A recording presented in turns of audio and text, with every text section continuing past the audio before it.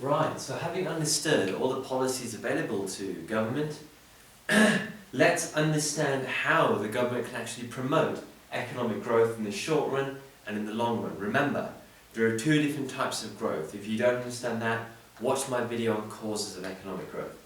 So in the short run, let's say they want to increase short-term growth. They want to increase growth immediately. In which case, what's needed is an increase in aggregate demand. And that can occur from various sources. So maybe that could occur from expansionary monetary or fiscal policy. Let's have some examples. Expansionary fiscal policy, maybe an increase in government spending, maybe a reduction in taxation, a reduction in income tax, a reduction in corporation tax, whatever it might be. Or maybe expansionary monetary policy, a reduction in interest rates, a reduction in the exchange rate, an increase in the money supply, all of which will increase aggregate demand as shown on this diagram.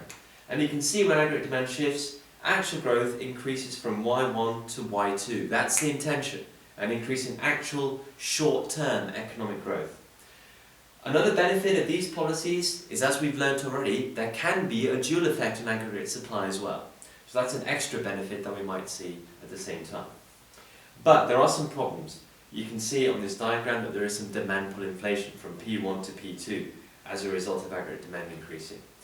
And there is no guarantee that these policies will actually work. They depend on lots of different factors. So whether growth increases depends on the initial level of economic activity. I've drawn my AD1 where there is quite a bit of spare capacity in the economy. If there wasn't much spare capacity, an increase in aggregate demand might not increase economic growth because we don't have enough factors of production available in the economy to actually produce more. So it depends on the initial level of economic activity. The more spare capacity, the greater chance that an increase in aggregate demand will increase growth. Depends on consumer confidence. If that's low, growth may not increase as expected.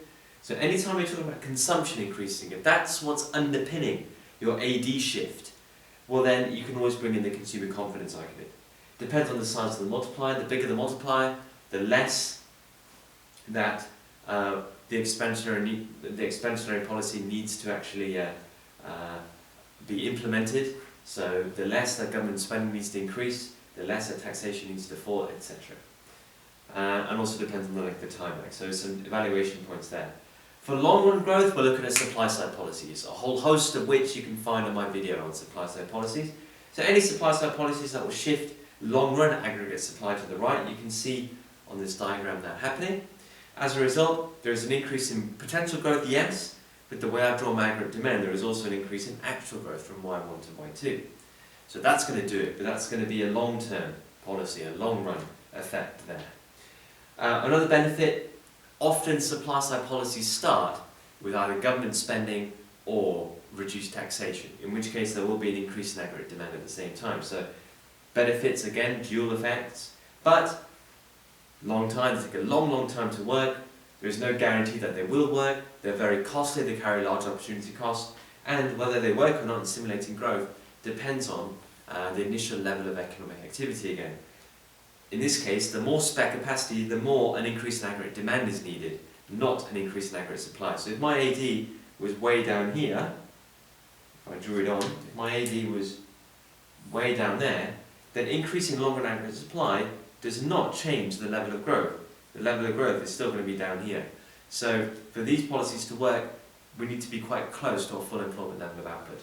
So short-run growth policies, demand-side policies, expansionary monetary or expansionary fiscal policies, whereas long-run growth, we're looking at supply-side policies, both of which have got their problems. That's policies to promote economic growth. Thanks very much. See you next time.